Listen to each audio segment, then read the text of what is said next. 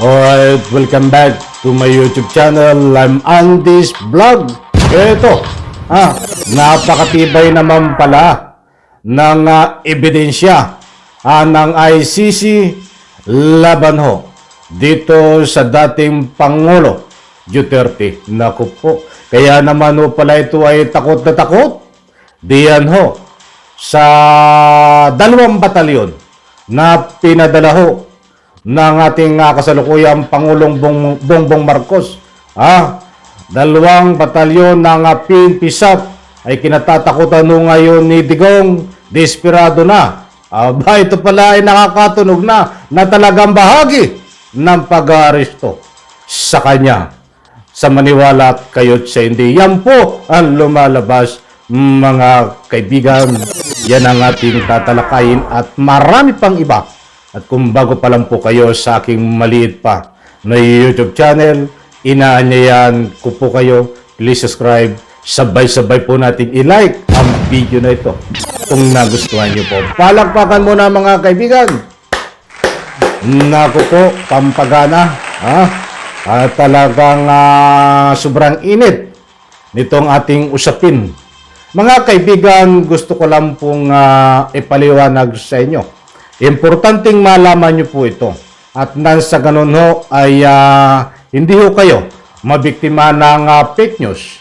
Sapagkat alam ko ho kayo ay umaasa na kapag nagsimula ang hearing diyan po sa Kongreso tungkol dito sa extrajudicial killings noong panahon po ng dating presidente Digong ay ang nasa isip po natin ay kahit ako ang nasa isip ko ay ipapatawag diyan sa Kongreso itong unang-una ang arkitekto ang tinuturong utak di umano na dating Presidente Digong at siyempre itong dating PNP chief na si Senador Ronald Bato. But hindi pa rin po tayo natatapos dito. At hindi pa rin po tayo nawawala ng pag-asa. Sapagkat nireview ko ho ang hearing diyan po sa Senado. Ay sa Kongreso. Sorry, not Senado. Diyan sa Kongreso.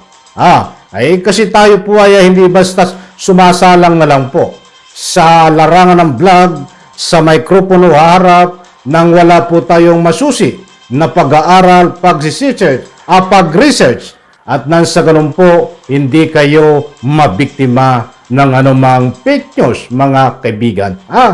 Ayon po dito sa ating nakalap na mga informasyon at nireview po nga natin, itong hearing diyan sa Kongreso ay mukhang hindi na iimbitahan itong Senador Bato dahil nandun daw po yung nakapaloob na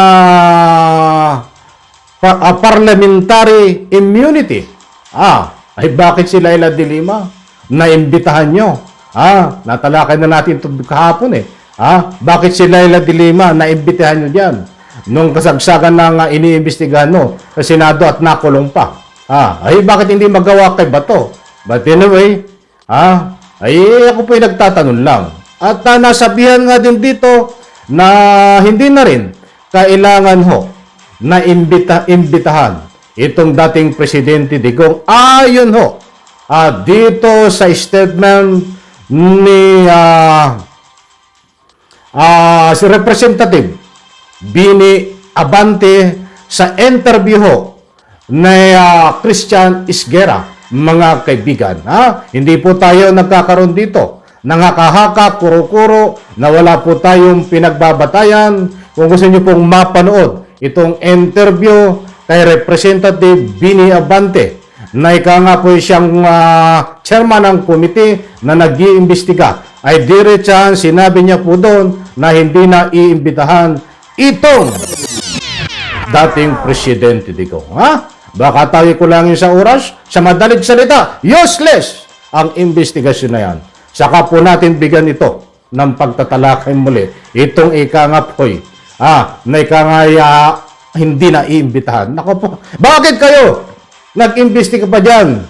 Taas-taas pa naman nang ika nga po'y pagtingin ko dyan sa Kongreso, at alam kong seryoso po kayo, ba't bigla kayong bumali na hindi imbitahan? Hahaba tayo diyan, hindi yun ang ating pinakang main topic.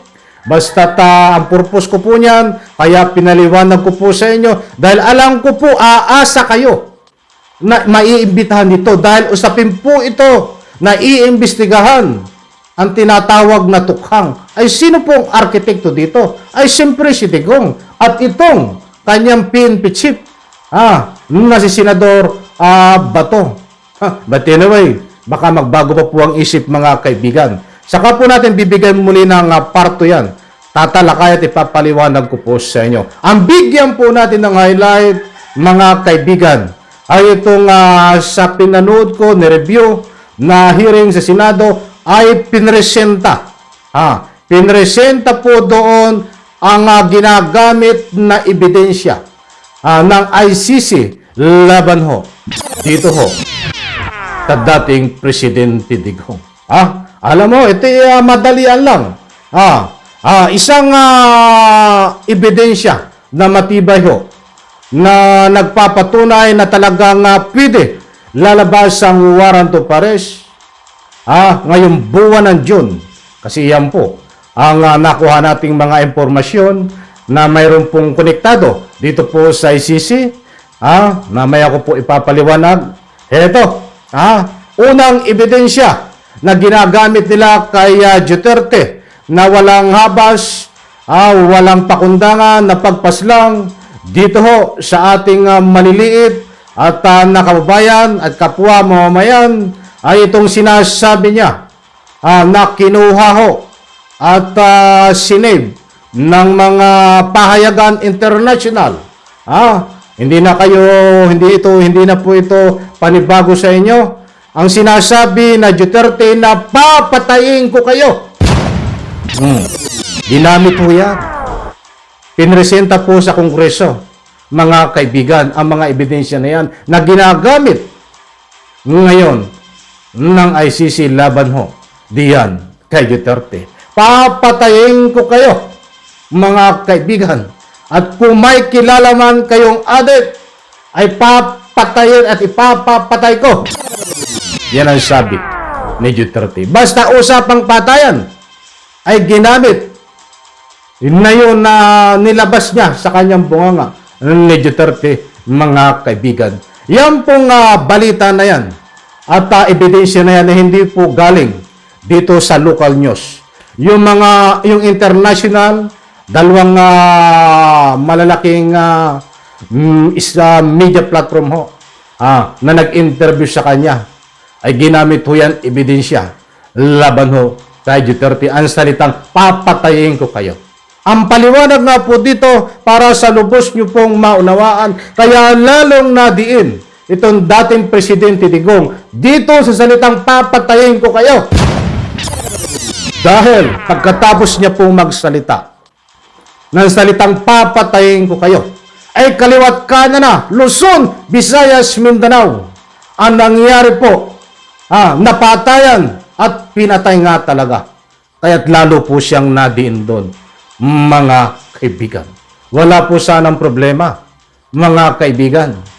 Ayon po dito sa mga ebidensya na nakalap natin, wala po sanang problema at hindi magagamit ito kay dating Presidente Digong kung pagsalita niya po na papatayin ko kayo, kayong mga adik kayo, basta't maraming sinabi niya doon na papatayin ko kayo. Wala po sanang problema ito at hindi magagamit na ebidensya labang kay Duterte kung wala pong maraming mga namatay. Ang problema ho, pagsabi niya ho ng salitang papatayin ko kayo, ay kaliwat kanan na po, oras-oras, marami na pong binalot ng puting tela, Luzon, Visayas, Mindanao, ay libo-libo na ho ang namatay. That's why, diyan po sa sariling bunganga ng dating Presidente Digong, ay diniin niya ang kanyang sarili. Hindi po fake news, mga kaibigan yan.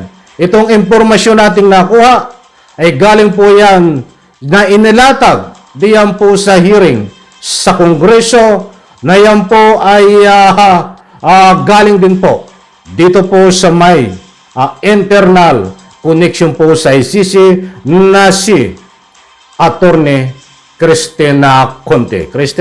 Sandali ha. Baka tayo magkamali. Ayon po kay Cristina Conte, National Unions People's Lawyers, National Capital Region, Secretary General at International Criminal Court, Assistant to Counsel na may pananagutan sa extrajudicial killings, ang controversial na war on drugs ng administrasyon ni dating Pangulong Duterte. Mga kaibigan, na nilatag naman ni Attorney Colmenares, isang po'y congressman, at in-explain po diyan sa hearing. Bibigyan ko po kayo ng po'y parto nito dahil hindi ko po maisa-isa sa inyo. Kukulangin po tayo ng oras, mga kaibigan. Ba't ang gusto ko lang pong ipahiwatig dito, katulad nga po ng nasabi ko, isa sa mga ebidensya na napakalakas na ebidensya, ito, inuulit ko, ang salitang papatayin ko kayo. Subalit pagsabi ho na papatayin ko kayo ni Duterte ay napakarami pong namatay talaga. Sumakatuwid ho, totoo po ang sinabi niya. Kaya that's why, iyan po, sarili niya ang po'y nadiin, mga kaibigan. Okay, right. Maraming salamat po. At pasensya na po kayo.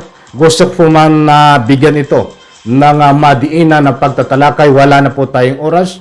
Medyo tipid po muna tayo sapagkat nire-respeto po natin itong 2 batalyon na pinadala po ng ating Pangulo na PNP SAP diyan sa po'y Davao. Napakalaki po ng epekto, napakaganda po ng epekto dahil ito po ay kaya umiiyak itong si Digong, kaya umiiyak itong si Basti, kaya tuluyan na rin nagtago itong po'y si Kibuloy kung saan-saan. Maniwala po kayo sa hindi, ito pong 12 ito na, I'm very sorry, bakit ba laging 12? Itong 2 batalyon na PNP SAP na po ito ay magiging daan po. Hindi man mahuli ngayon, si Kibuloy, may araw po, panibagong araw, bukas sa isang araw, ay mahuhuli po yan. Tandaan po natin. At siyempre, nire-respeto ko po, kung itong 2 batalyon na kapulisan na ito ay kinokonek at kinakabit sa paghahanda na pag-aristo ng ICC dito po sa dating Presidente Digong. Yan po ay buong nire-respeto. But ang akin ho, mayroon po ditong confidential na galawan, mga kaibigan. Tandaan po, lagi kong sinasabi, magbabago po ang posisyon, pananaw dito ng ating Pangulong Bongbong Marcos kapag actual na hawak ang warrant of arrest. 2 lang ho ang pamimilian kapag hawak na ang actual na warrant of arrest.